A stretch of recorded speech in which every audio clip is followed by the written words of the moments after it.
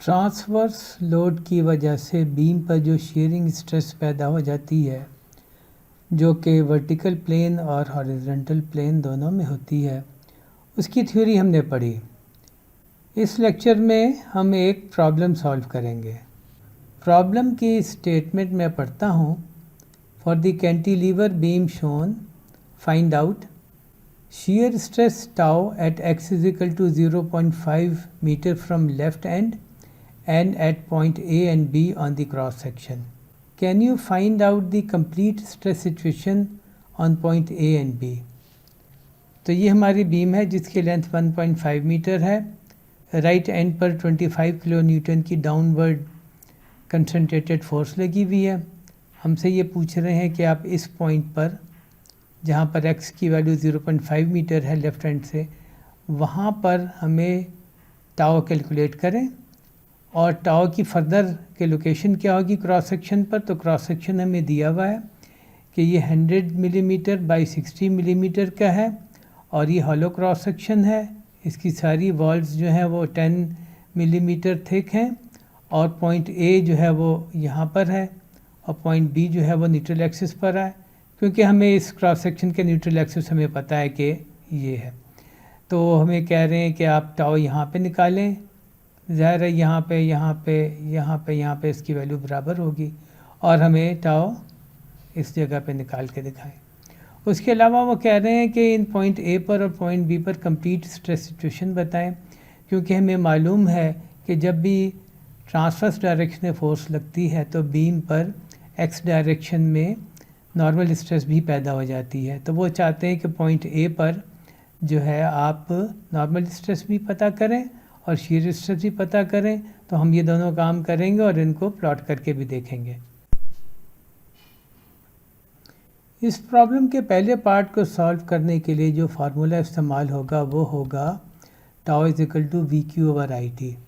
इसमें दो चीज़ें V और I पूरे क्रॉस सेक्शन की पता होनी चाहिए और जो बाकी दो चीज़ें हैं Q और T, उनका ताल्लुक उस पॉइंट से है क्रॉस सेक्शन पर जहाँ पर शेयर स्ट्रेस आपने कैलकुलेट करनी है।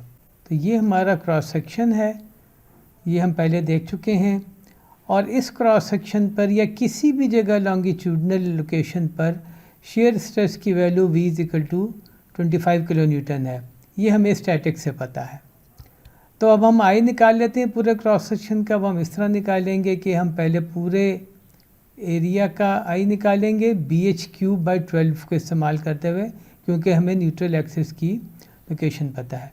उसमें से हम ये हॉलो पोर्शन का जो BH³/12 है वो हम माइनस कर देंगे, तो हमें बाकी बीम का I मिल जाएगा।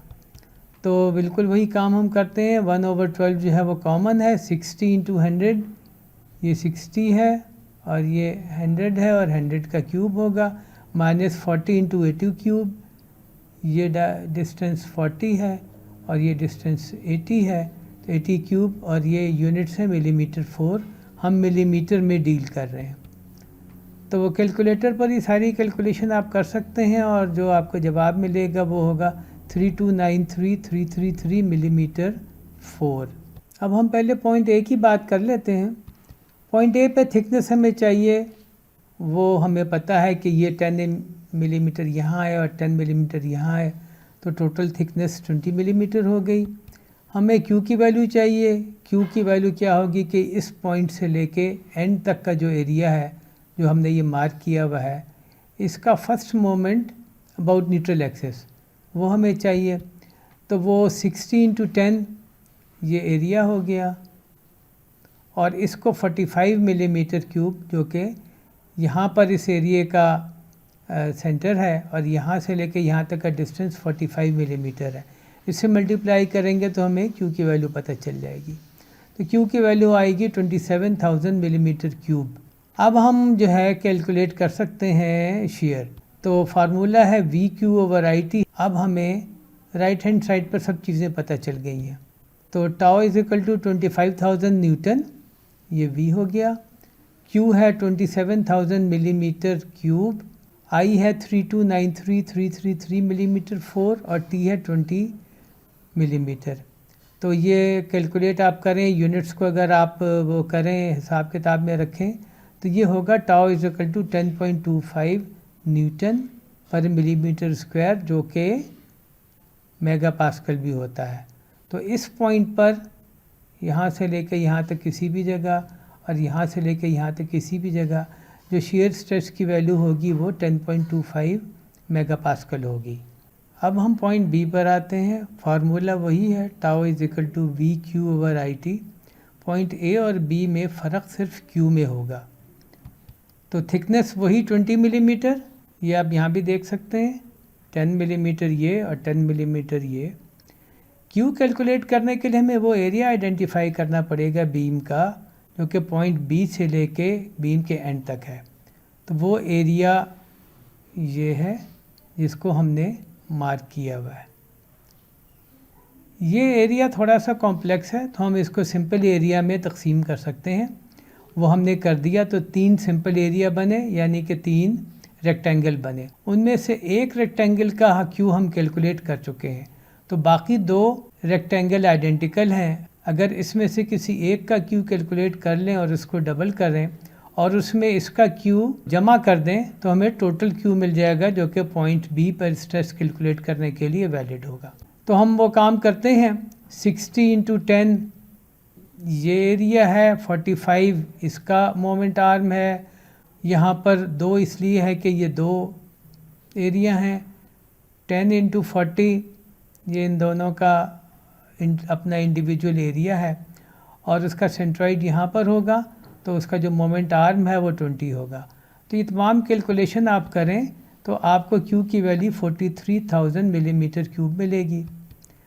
तो अब हम कैलकुलेट कर सकते हैं शेयर। फार्मूला मैंने पहले कहा वही है, नंबर हम इसमें डालें 25,000 Newton multiplied by 43,000 millimetre cube, ये आ गया।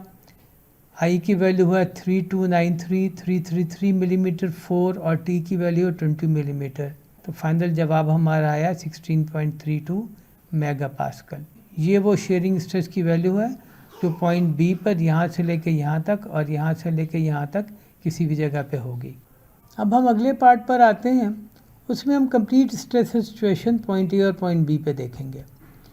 तो कंप्लीट स्ट्रेस सिचुएशन का मतलब ये है कि हर पॉइंट पर असल में सिर्फ शेयर नहीं लगी हुई, बल्कि शेयर और नॉर्मल स्ट्रेस सिग्मा एक्स भी लगी हुई है।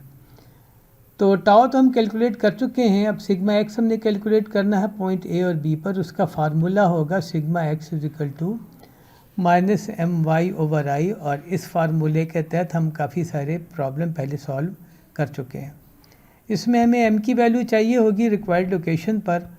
उसके लिए हम बेसिकली ये करेंगे कि बीम पर उस जगह पर हम एक हाइपोथेटिकल कट लगाएंगे और बीम को 2 हिस्सों में तकसीम कर लेंगे, लेफ़्ट हिस्से में और राइट हिस्से में, और हर हिस्से के एंड पर शेयर और मोमेंट ये हम लगाएंगे, और वो हम शेयर और मोमेंट हम कैलकुलेट कर सकते हैं। शेयर तो हम पहले देख चुके हैं कि वो 25 किलो न्यूटन है थ्रू आउट, यहाँ से लेकर यहाँ तक किसी भी जगह आप कैलकुलेट करेंगे तो शेयर की वैल्यू 25 किलो न्यूटन होगी। हाँ, मोमेंट का ताल्लुक इस लेंथ जो है 1 मीटर इससे है। तो आप जब मोमेंट कैलकुलेट करेंगे तो मोमेंट की वैल्यू आएगी -25 किलो न्यूटन मीटर। जिस तरह मोमेंट लग रही है उससे न्यूट्रल एक्सिस से ऊपर जो सिग्मा एक्स होगी वो टेंसाइल होगी, न्यूट्रल एक्सिस के नीचे जो सिग्मा एक्स होगी वो कंप्रेसिव होगी। हमारा पॉइंट ए जो है वो न्यूट्रल एक्सिस से ऊपर है और पॉइंट बी जो है वो न्यूट्रल एक्सिस पर है। अब हम सिग्मा एक्स कैलकुलेट करते हैं।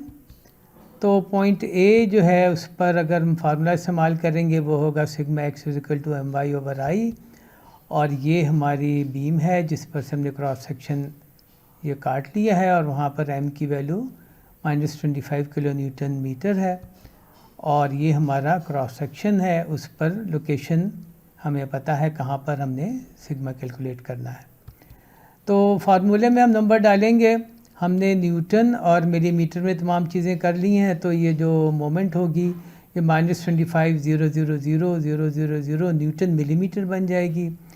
y जो है वो 40 mm है यहाँ से लेके यहाँ तक का डिस्टेंस, और इसको डिवाइड करेंगे 3293,333 मिलीमीटर 4 से, और ये वैल्यू आ जाएगी सिग्मा एक्स की 303.64 मेगा पास्कल।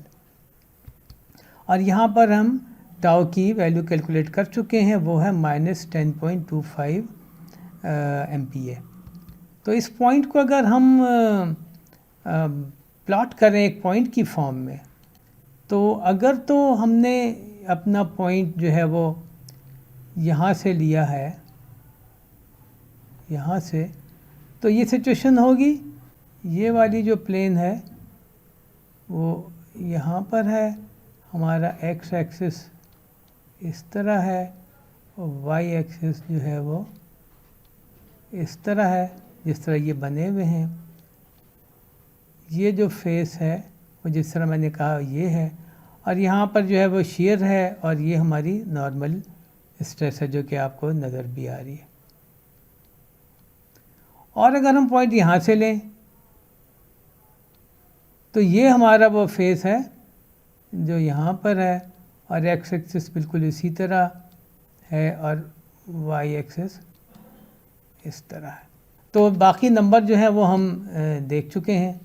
तो ये हमारी सिचुएशन हो गई पॉइंट की जिस पर दोनों सिग्मा एक्स और टाउ एक्स वाई ये लगे हुए हैं। अगर हम पॉइंट बी पर आएँ, पॉइंट बी यहाँ पर है, यानी कि न्यूट्रल एक्सिस पर है, वहाँ हमें पता है कि सिग्मा एक्स जो है वो 0 है और टाउ एक्स वाई की वैल्यू -16.32 मेगा पास्कल है। तो वो अगर हम यानी कि ग्राफिकल तरीके से प्लॉट करें तो ये सिर्फ और सिर्फ शेयर होगी और वो इस तरह होगी। Thank you very much. उम्मीद है आपको ये लेक्चर पसंद आया होगा।